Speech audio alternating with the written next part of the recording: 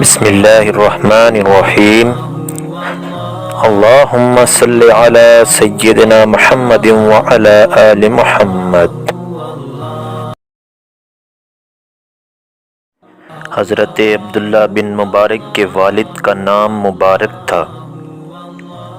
وہ ایک آدمی کے غلام تھے۔ اس نے ان کو اپنے باغ کی نگرانی پر رکھا ہوا تھا۔ بعض کتابوں میں انار کا باغ آیا ہے اور بعض میں آم کا باغ۔ بہرحال کسی پھل کا باغ تھا۔ ان کو وہاں کام کرتے 3 سال گزر چکے تھے۔ ایک دن باغ کا مالک وہاں آ پہنچا۔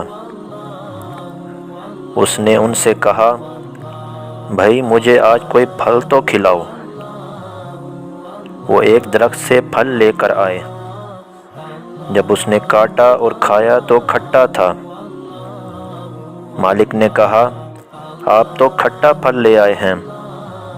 وہ پھر سے گئے اور دوسری جگہ سے پھل اتار کر لے آئے۔ جب وہ کاٹا تو وہ بھی کھٹا تھا۔ جب تیسری دفعہ لائے تو پھر بھی کھٹا نکلا۔ مالک بڑا ناراض ہوا۔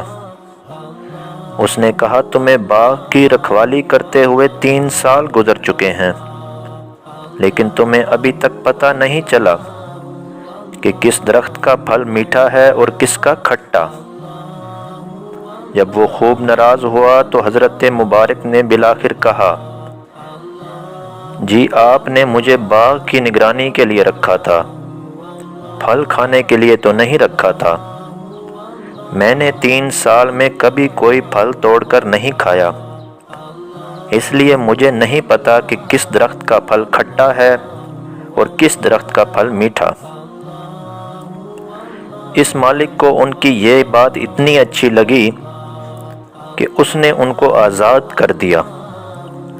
پھر اس نے اپنی بیٹی کے ساتھ ان کا نکاح بھی کر دیا اور ان کو اس باغ کا مالک بھی بنا دیا۔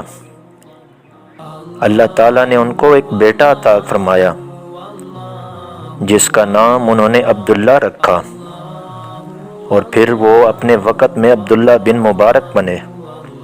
سبحان اللہ، یہ ہوتا ہے اخلاص۔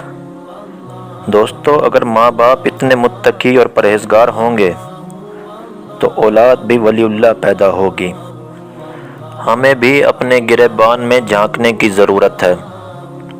کیا آج ہمارے تقوی کی یہی حالت ہے کہ ہمیں کوئی چیز سونپی جائے اور ہم اس کو امانتاً اس کا خیال اس طرح رکھیں؟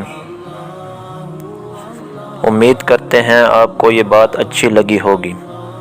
دعاؤں میں یاد رکھیے گا۔ خوش رہیے گا۔ اللہ حافظ۔